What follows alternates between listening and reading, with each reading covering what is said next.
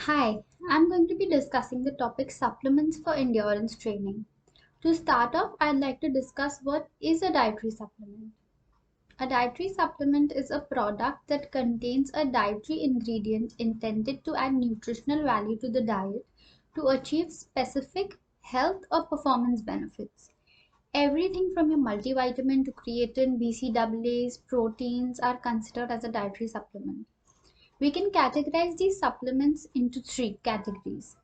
Number one would be nutritional supplements. These include all your basic macro and micronutrients like your protein, your carbohydrate supplements like your GU gels, your carb bars, your protein bars, your vitamins like your vitamin C, vitamin E, magnesium, zinc. All these are categorized as nutritional supplements. Category number two would be anti-catabolic supplements. These are to combat the stress of high training intensity or volume, like your BCAAs, glutamine, antioxidants, like your curcumin, green tea, etc. Category number three is your ergogenic supplements. Now, these are specifically used to boost performance. Now, supplements to boost endurance performance include your CoQ10, nitrates, caffeine, etc. After discussing the categories of supplements, we come to the question, why do you need to take a supplement? There can be three reasons for it. Number one, to rectify a clinical deficiency. So before training, it would be advisable for the athlete to get the blood work done to rule out any clinical deficiency that may be present. This is of utmost importance. Secondly, for direct performance benefits. Supplements that on ingestion before an event cause direct improvement in performance are your caffeine, nitrates, etc. So basically, these are your ergogenic supplements.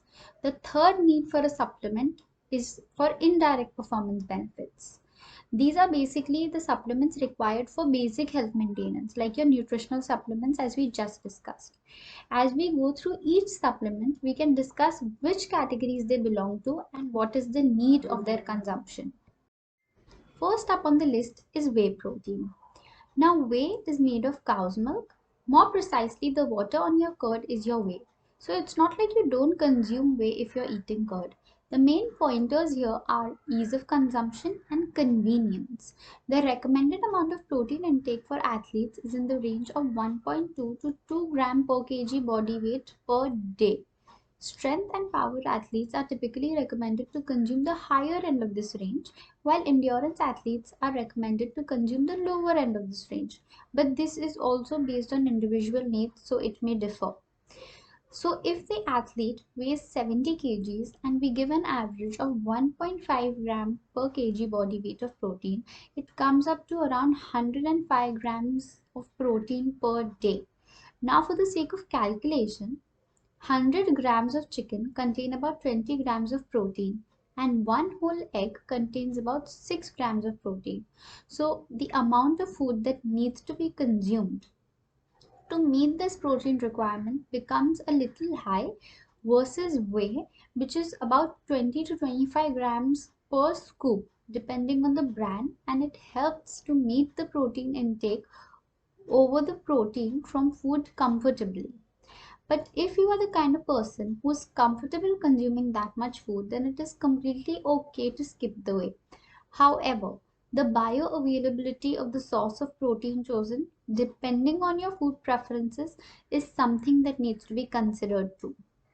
The timing and doses are also shown to be important. Now, 0.25 to 3 gram per kg body weight of a quality protein source within 2 hours post exercise maximally stimulates muscle protein synthesis. Frequent protein feedings have also been shown to help with muscle recovery. Therefore, consuming consuming anywhere between 20 to 40 grams of protein throughout the day within specific intervals helps in maintaining positive nitrogen balance, better recovery, hence better performance. Next up on the list is nitrates. Now, certain vegetables such as your beetroots, carrots, spinach, etc., contain high level of inorganic nitrate.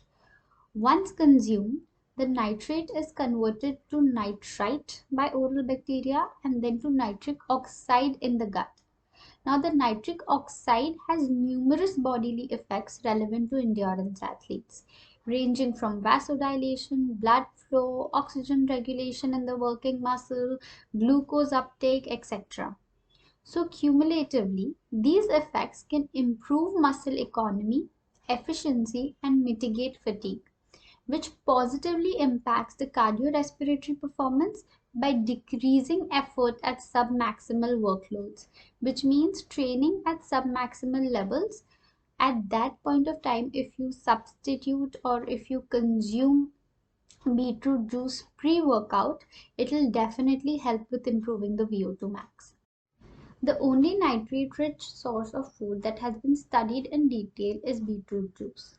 Beetroot juice, if taken up to 2 to 3 hours prior to endurance exercise, can reduce oxygen cost during exercise, may improve time to exhaustion, improve cardiorespiratory performance at anaerobic threshold, as well as improve the VO2 max. Then comes the question, how much beetroot juice should one consume? Around 180 ml of beetroot juice approximately contains 8.4 millimole of nitrates, while 280 ml of beetroot juice contains around 16.8 millimole of nitrates, which are considered to be effective ranges of consumption for performance benefits. However, going above this range of consumption might cause GI distress in some athletes, so it is recommended to increase the amount of beetroot juice consumed over time and not have a lot of it at once. Another thing to keep in mind while consuming nitrate supplements is that they might mildly lower the blood pressure. So it may be an issue with people having low blood pressure problems, orthostasis, or risk for hypotension. Next up on the list is the most widely used supplement, caffeine. It is popularly used among athletes as well as non-athletes. It has been heavily researched in sports for its ergogenic effects. It blocks the adenosine receptors and hence acts as a stimulant. Adenosine is basically a central nervous system depressant. It also increases the cognitive performance. Systemically, caffeine assists in the mobilization of fatty acids for energy and it increases thermogenesis. Basically, it helps with fat burning. How much caffeine can one consume? A moderate dose of around 3 to 6 mg per kg body weight 30 to 90 minutes prior to exercise helps in maximizing its effects. This dosing can improve sustained maximal endurance performance and vigilance during endurance tasks. How do we consume caffeine for maximum benefits? The anhydrous form of supplemental caffeine may have greater ergogenic effect than drinking coffee. Higher caffeine doses of 9 mg per kg body weight do not further enhance performance, in fact can result in very undesirable side effects including GI distress, nervousness, confusion, disturbed sleep, among others. Therefore, it is recommended that athletes start off with a lower dosage and then increase the dosage gradually. Some athletes find it useful to cycle caffeine with periods of abstaining from coffee during low intensity training or prior to races, then resuming the coffee at race time or during the high intensity training. A safe starting dose is around 3 mg per kg body weight. With daily caffeine intake, it is possible that the performance benefits might start to decline in about 15 to 18 days and could disappear in 4 weeks. For habitual coffee drinkers, an acute 6 mg per kg supplementation may be an option on race day if tolerated. It is important to go through a checklist before consuming caffeine. In case of existing kidney or liver condition, in case of any heart condition or blood pressure condition. So consult a health professional before taking the caffeine supplement. The next supplement is something that is not paid attention to as much but is of great importance. Probiotics. Probiotics are live bacteria that you consume to improve your gut health. Probiotics have many proposed health benefits, including antimicrobial activity to improve diarrheal illness and to reduce the urogenital infection. It also assists with lactose intolerance. It prevents constipation and helps in improving the immune function. Endurance athletes are susceptible to upper respiratory infection, and elite athletes have a higher rate of upper respiratory infection than recreational athletes. Probiotics may play a role in reducing these symptoms. The probiotic strain, dose, the period of consumption, and form of administration likely play a role in its effects. Multiple strain probiotics in the form of fermented food or supplements when taken for a longer period compared to a shorter period appear to show better results. These benefits may help the athletes in terms of comfort and recovery from exercise, and therefore indirectly may play a role in performance. Endurance athletes are prone to upper respiratory infection or GI symptoms. Those susceptible to infection or who travel frequently for events and are exposed to travel related illnesses may especially benefit from it. Next up on the list is CoQ10. CoQ10 is a vitamin-like fat-soluble substance existing in all cells. It is intimately involved in several important roles in the body, including transferring of electrons within the mitochondrial oxidative respiratory chain. Basically, it helps in energy or ATP production. It acts as an essential antioxidant, and it also helps in supporting the regeneration of other antioxidants. So basically, CoQ10 works to improve the cellular efficiency and therefore enables the body to convert more ATP or produce more energy, helping produce more power and enhance the athletic performance. CoQ10 is a relatively large molecule and it is hydrophobic in nature. Thus, its absorption has been found to be slow and limited. Therefore, different formulations have been studied to understand which works best in terms of absorption. It has been found out that the effervescent or fast melt tablets provide a more rapid delivery of CoQ10 to the blood as compared to the soft gel and hard capsules. How much CoQ10 should one consume? A total of 200 to 400 mg of ubiquinone or 100 to 200 mg of ubiquinol can be consumed as a single pre-exercise dose or split into two doses pre and post-exercise.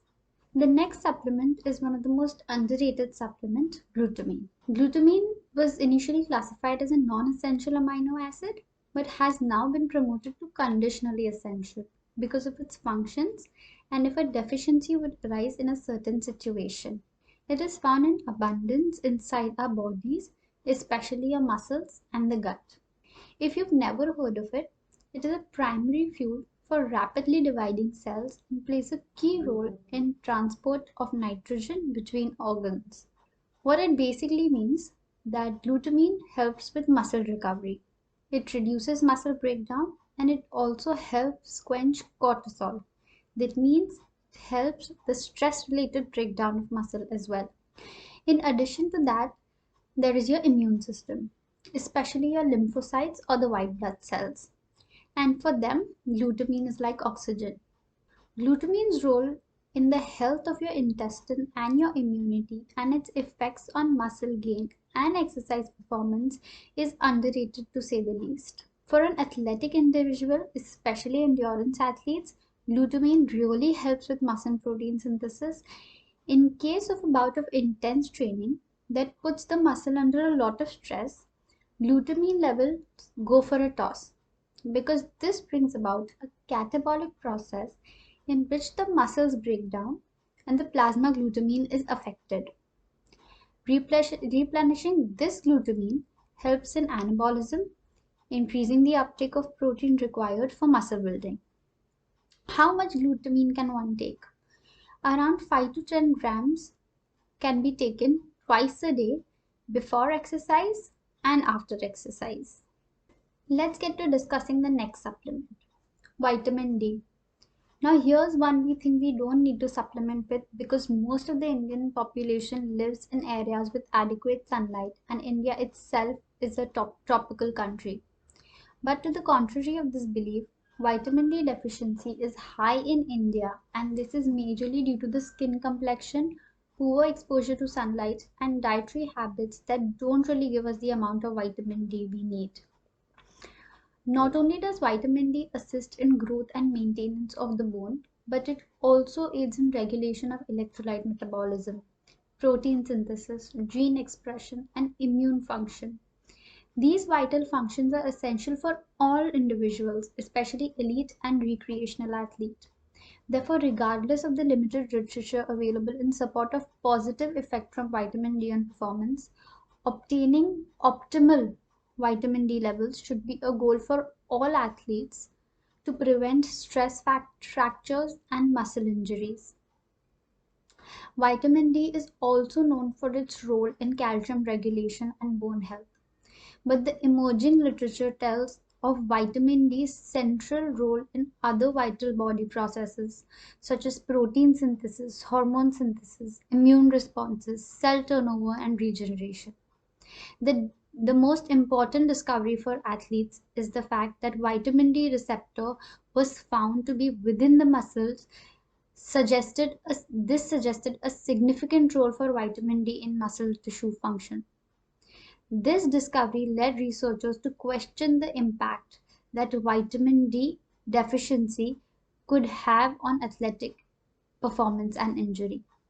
With over 77% of the general population considered vitamin D insufficient, it is likely that many athletes fall into the same category. So, how much vitamin D should one consume? Since vitamin D is a fat soluble vitamin, it is very important to get the blood work done to understand the current status of vitamin D levels and then consult a health professional or a nutritionist to understand the dosage of vitamin D required for an athlete. Let's come to our next supplement, antioxidants. Antioxidants are molecules that fight free radicals in your body.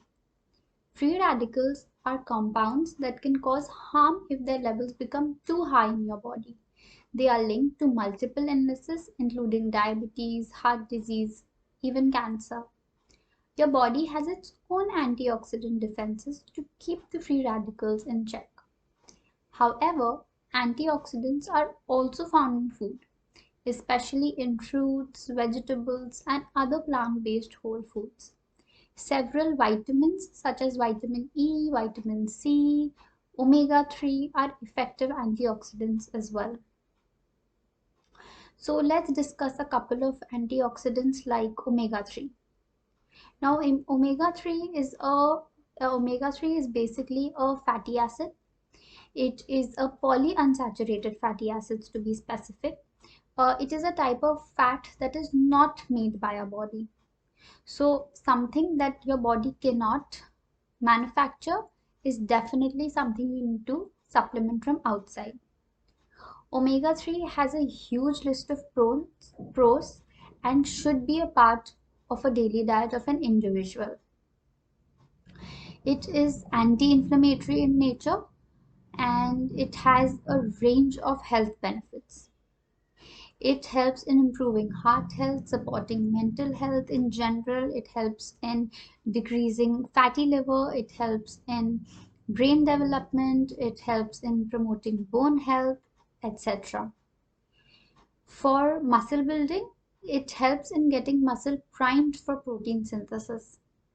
In addition, it helps greatly in reducing muscle wasting that may occur due to injury or a break from training. Most omega-3 supplements are made out of fish oil.